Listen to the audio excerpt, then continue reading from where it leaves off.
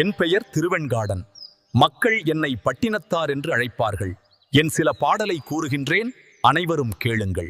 ஊத்தச் சடலம் உயிருடன் இருக்கும் போதே நாற்றமெடுக்கும் நமக்கென்ன தேற்றமில்லா பித்தர்களாய் வாழ்ந்தோம். பிணிமூப்பு வந்தக்கால் எத்தனையோ துன்பம் இனி.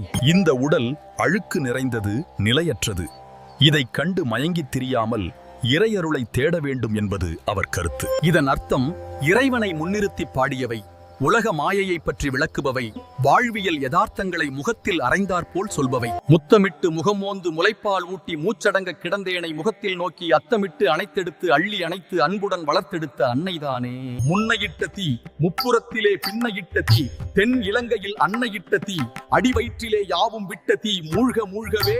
இதன் பொருள் என்னவென்றால், பழங்காலத்தில் சிவன் தனது 3வது கண்ணால் 3 நகரங்களை எரித்தார். அது ஒரு புராண நிகழ்வு. அதற்கு பிறகு ராமாயண காலத்தில் அனுமன் தனது வாள் வழியாக தென்னிலங்கையை தீயிட்டு எரித்தார். ஆனால் என் தாய் எனக்காக இட்ட தீ இவை எல்லாவற்றையும் விட பெரியது.